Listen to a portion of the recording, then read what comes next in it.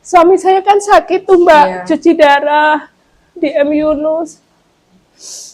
Dia ngomong, dia doain aku di Ka'bah. Nggak lama kemudian suami saya meninggal. Kata suami saya, Dek, seminggu sebelum meninggal tuh, Dek aku pengen umroh juga. Kalau kami udah punya uang, kami pengen haji. Akhirnya kami daftar haji sama suami saya, tapi suami saya udah sakit-sakitan. Waktu daftar itu di tahun berapa, Mbak?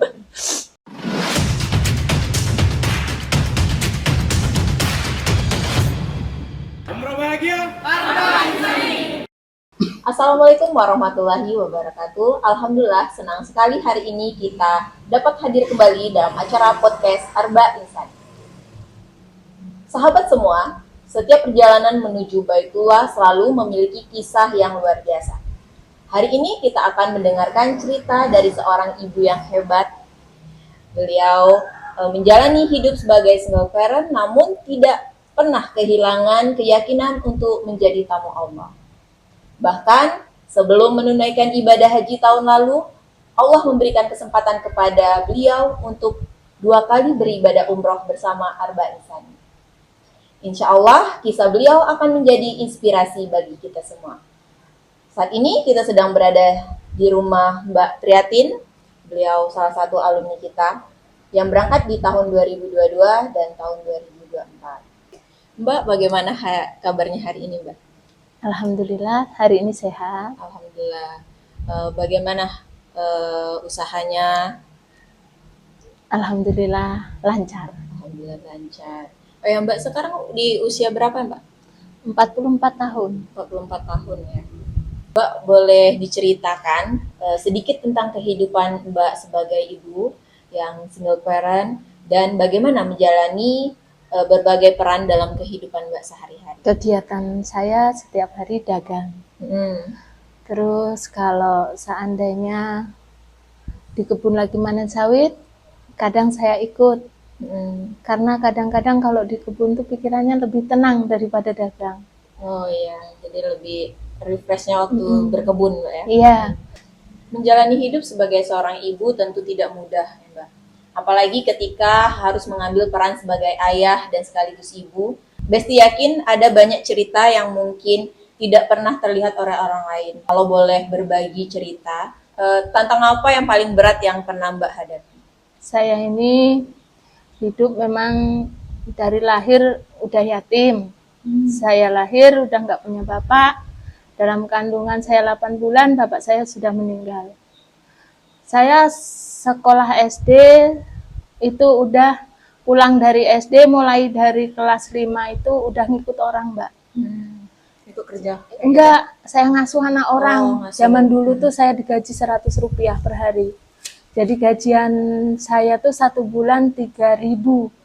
3 bulan tuh udah dapat sepatu 1 dulu, sepasang dulu awal-awalnya. Terus SMP saya masih ngasuh anak orang juga. Kebetulan udah nggak ngasuh lagi karena anaknya udah gede.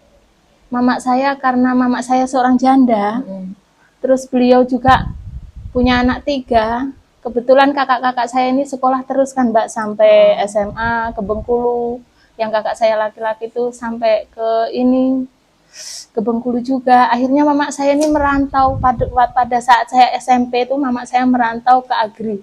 Jadi saya tuh ikut orang lagi, Mbak. Tidur sama orang. Tinggal sama orang. Terus saya sekolah mantu di Bengkulu, saya juga ikut orang. Kuliah saya juga ikut orang. Pas pulang saya terus alhamdulillah dapat jodoh. Kebetulan jodoh saya tuh anak yatim juga, Mbak. Jadi suami saya tuh memang anak yatim. Jadi pas kami nikah tuh Mbak, sama-sama anak yatim, sama-sama gimana ya Mbak, orang nggak punya. Jadi pas rewangan pernikahan tuh, pas ijab kabulnya saya sama suami saya tuh pada nangis semua orang rewang. Terus berlanjut kan, sampai beberapa tahun saya sakit. Saya sakit kan, saya cuma di rumah. Kebetulan pas saya di rumah ini kan saya bosen kan Mbak. Saya sering ke masjid. Di masjid itulah Mbak dapat apa kayak dapat petunjuk kayak gitu Mbak. Biasanya tuh saya tuh kalau ke masjid tuh sebelum maghrib saya bersihkan tuh masjid tuh, saya sapu, ada tai-tai burung itu kan. Dulu kan masjid itu belum di plafon Mbak. Belum di plafon. Jadi saya pulang sesudah sholat isya. Nah kebetulan pas malam Jumat itu Mbak, saya tuh habis sholat maghrib tuh enggak ini Mbak, enggak ngaji di masjid tuh. Saya duduk menyendiri. Dan guru ngaji saya tuh deketin saya, bukannya saya yang deketin guru ngaji saya tuh, bukan. Guru ngaji yang deketin. Kenapa Tri kok kamu diam aja, katanya. Saya bingung, saya bilang. Saya ini sakit, udah berbulan-bulan, tapi kok nggak ada yang jenguk saya karena terlalu lama saya sakit tadi kan. Terus kamu pengen kenapa Tri? Saya pengen buka warung, tapi saya nggak ada modal, kata.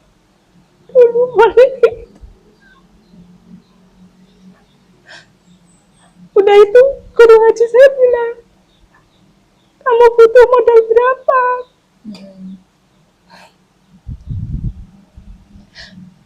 2 juta cukup Mbak untuk awal warung.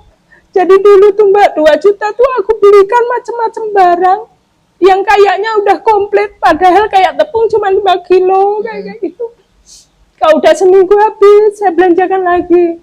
Tapi guru saya tuh ngaji, saya kasih hasil usaha saya Mbak. Tiap bulannya tuh 2%. Jadi dari mulut ke mulut, nitipin uang di tempat Tri untuk usaha buka warung, dikasih keuntungan 2%. Jadi akhirnya dari ke mulut tadi, jadi 5 orang Mbak. Yang menitipkan modal Mbak. Ada yang 5 juta, ada yang 4 juta. Tapi saya target Mbak, itu dalam jangka setahun itu harus saya kembalikan duit itu.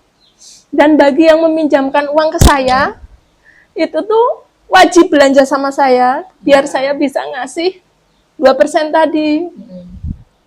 Udah kayak gitu.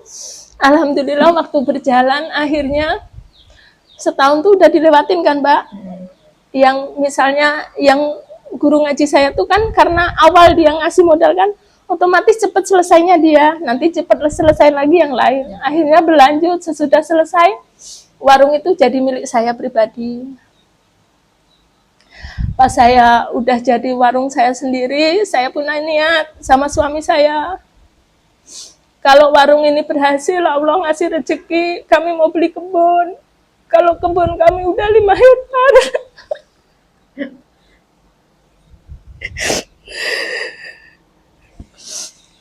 Kalau kebun kami udah 5 hektar, kami ingin nabung, ingin naik haji. Kami pinjam bank Mbak untuk beli kebun. Pertama beli kebun kami beli 1/2 hektar, pinjam bank.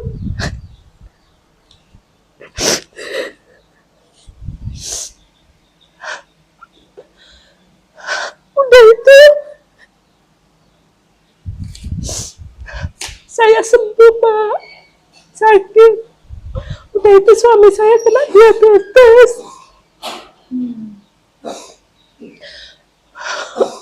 Suami saya kena diabetes, akhirnya suami saya cuma di rumah. Jadi kehidupan cuma ngandalin warung. Rumah saya masih papan, cuma niat kami bagus. Kalau kami udah punya uang, kami pengen haji. Tiap sore, tiap ngitung duit-duit warung tuh Mbak, kami nabung 50.000 itu tiap sore Setiap Mbak. sore, setiap harinya Mbak ya. Kami masukkan ke celengan. Celengannya tuh apa ya Mbak, dari kaleng roti itu loh Mbak. Bekas kaleng roti, jadi celengan waktu itu. Iya, 50 saya masukkan ke celengan, saya lempar lagi ke bawah tempat tidur. Karena takut kan Mbak, rumahnya cuma papan. Udah itu, kalau sore ditarik lagi, celengan itu pakai sapu. Diisi lagi.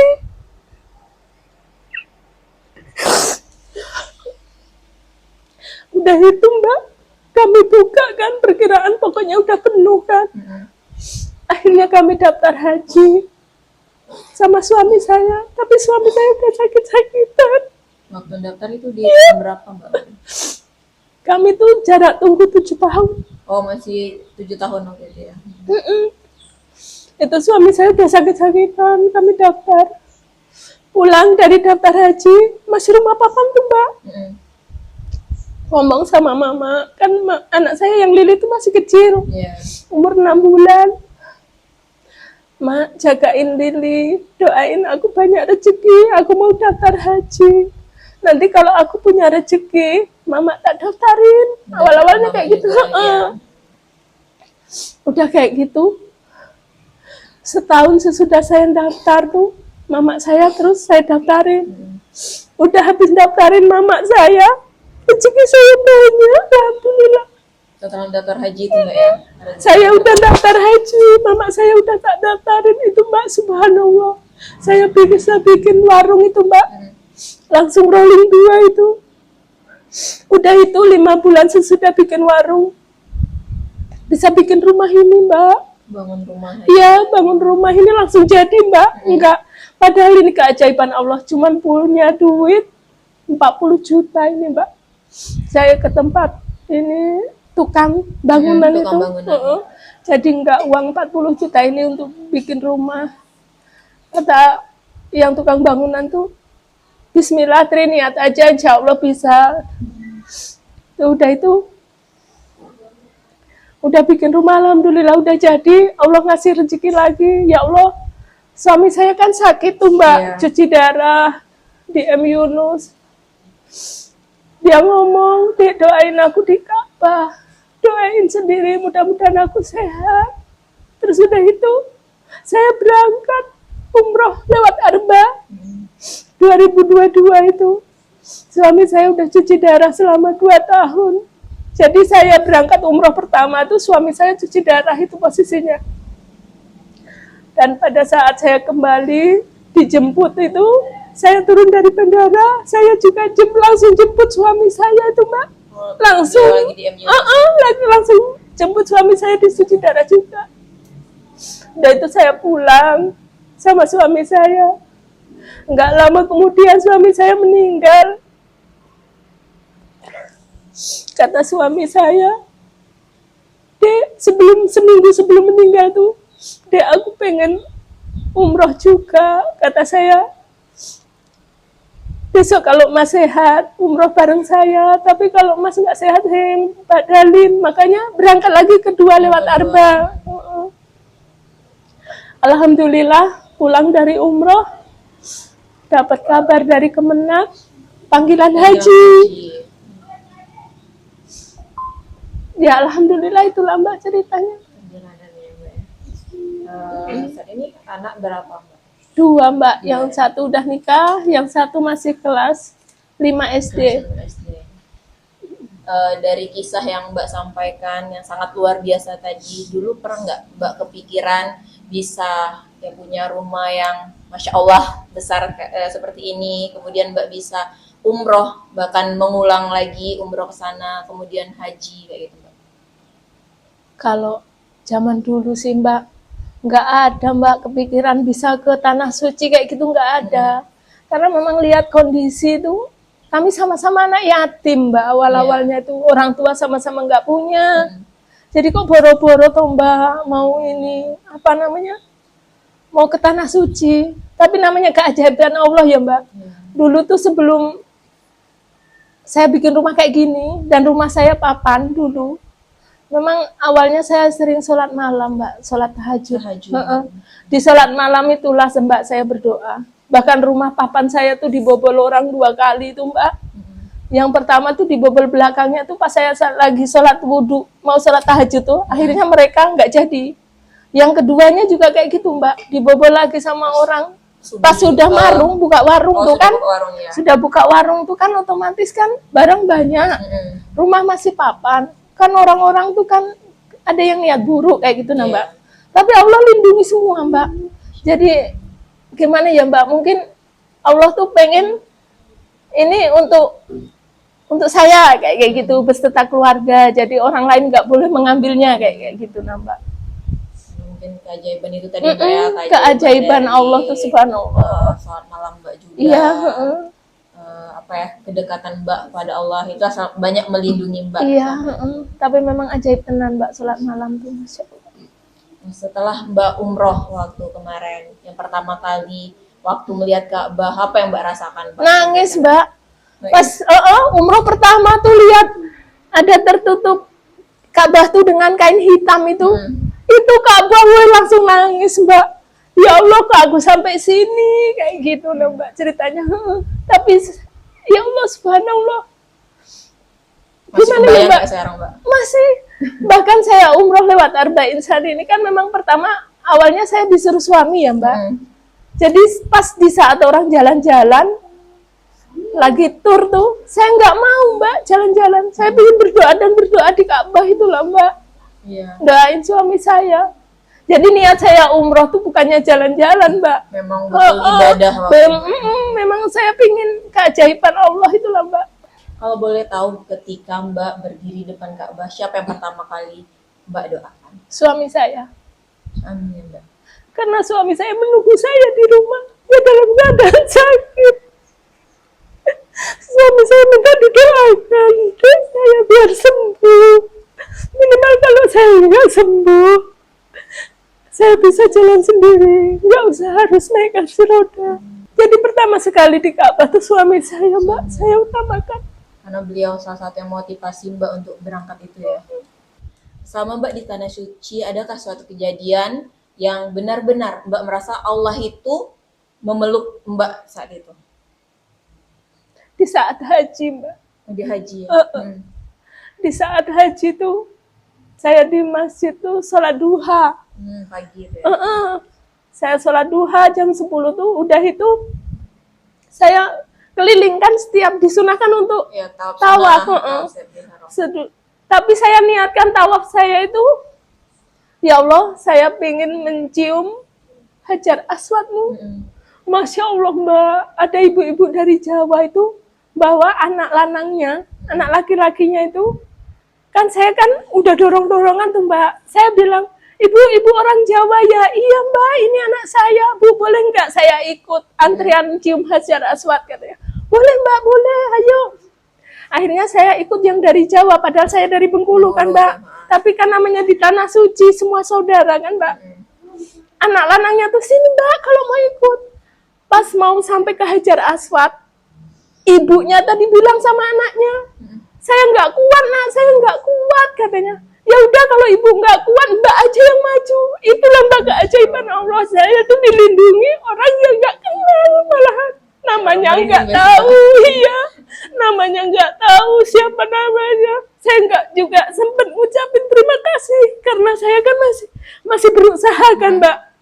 Di saat saya mau cium tuh, Mbak, bayangan saya, ya Allah, wajah saya nih gimana nanti rusak. Kan didorong-dorong sama orang. Saya takut, tapi yang dari Jawa lanang tadi, Mbak, anak lanangnya, cepet Mbak, cepet, mumpung ada kesempatan. Jadi saya cium batu itu, cuman saya bilang, subhanallah, walhamdulillah, wala ilaha illallah, wallahu akbar. Udah itu saya tarik lagi wajah saya.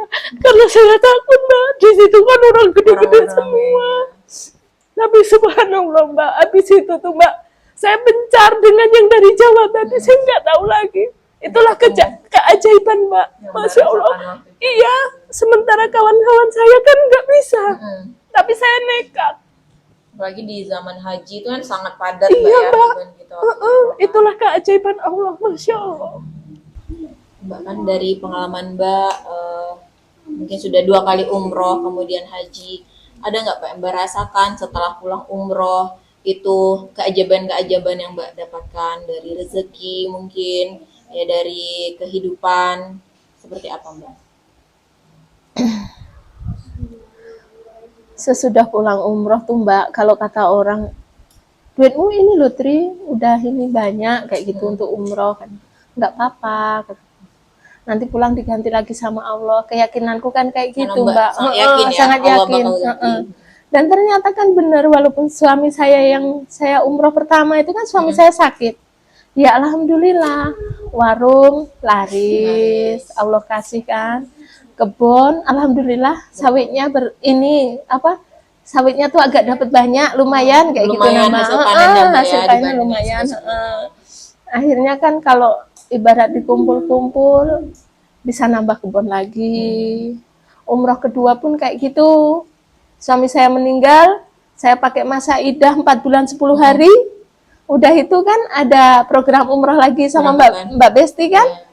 Itu saya ikut lagi. Alhamdulillah duitnya udah ada. Alhamdulillah diganti lagi setelah pulang, Mbak. Udah umroh kedua tuh dapat panggilan haji. Alhamdulillah ada lagi duitnya. Yang keajaibannya lagi Mbak, saya berangkat haji itu tuh kalau nggak salah hari apa ya? Kan di Bengkulu ini saya ini kloter 1. Tapi kalau di Padangnya kloter 2. Kloter 2. Jadi keberangkatan kurang 2 hari itu Mbak, alhamdulillah tuh saya tuh bisa mendaftarkan haji. Kakak saya Muji tuh, kakak saya satu-satunya itu Mbak. Iya.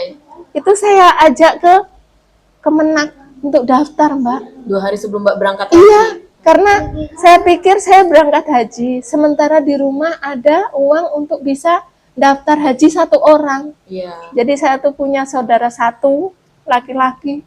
Memang dari dulu dia baik sama saya dan dialah yang menjaga saya Mbak dari kecil. Dia tuh udah kakak saya sekaligus bapak saya. Dulu pas kecilnya Mbak, dia sekolah SD, mama saya kerja. Itu saya diajak Mbak ke sekolah SD, ditaruh di bawah bangku SD Mbak. Iya, makanya kakak saya tuh sayang banget sama saya Mbak. Jadi di saat saya mau berangkat haji itu Allah bukakan hati saya untuk mendaftarkan kakak saya haji juga Mbak. Dan alhamdulillah itu murni di tabungan saya Dari Mbak. tabungan. Setelah pulang haji kemarin Mbak, apakah keajaiban yang Mbak rasakan lagi setelah pulang haji? Kalau setelah pulang haji itu Mbak, hati saya tambah tenang Mbak. Kalau dibilang orang nggak gerangsam nggak Mbak. Kayaknya memang hati kita tuh gimana ya, sama Allah tuh diberi ketenangan. Gimana ya Mbak ngomongnya?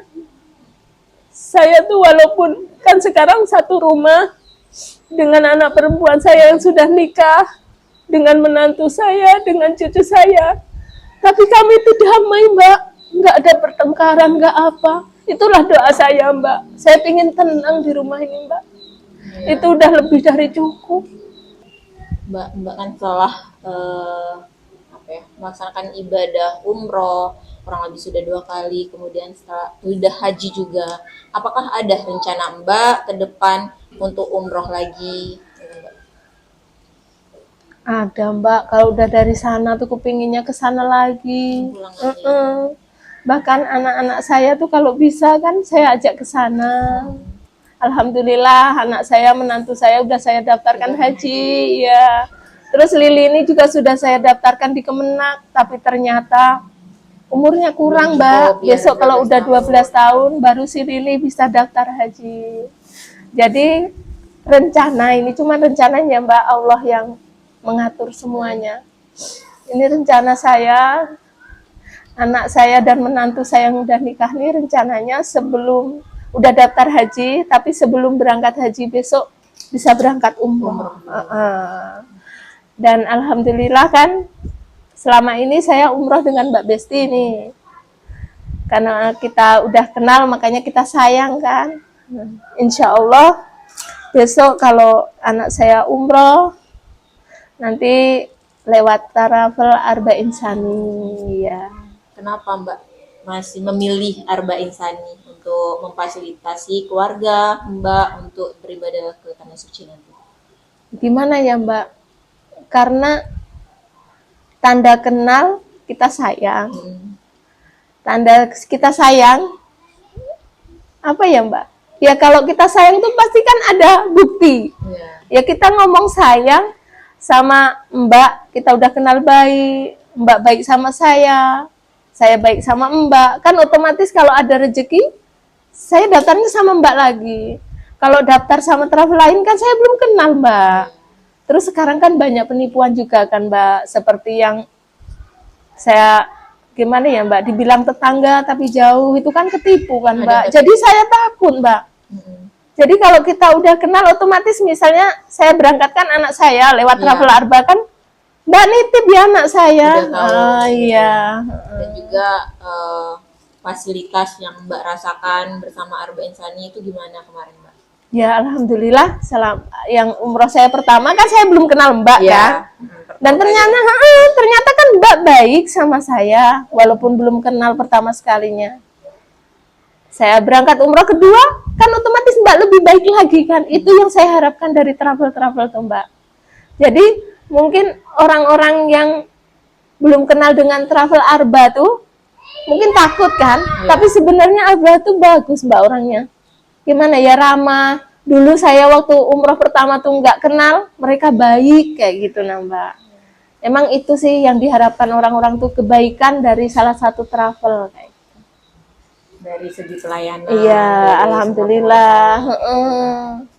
Di luar sana mungkin ada banyak ibu yang sedang menonton ini Mbak ya, podcast kita hari ini. Mereka sedang berjuang sendiri seperti Mbak, mungkin merasa lelah, merasa doanya belum dijawab, bahkan mungkin merasa tidak akan pernah mampu menginjak kaki ke Baitullah.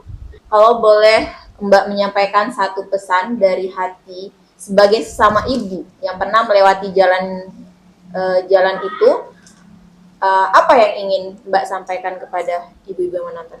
Buat ibu-ibu yang menonton acara ini, jangan takut berbuat baik, karena kebaikan itulah Allah turunkan rezeki kepada kita. Jangan takut untuk niat kebaikan, walaupun nggak punya uang Bu, tetap niat untuk pergi umroh ke Baitullah itu wajib Bu. Karena dulu saya juga orang nggak punya, tapi karena niat itu dan niat yang selalu dan terus menerus saya doa minta kepada Allah, akhirnya Allah kasih.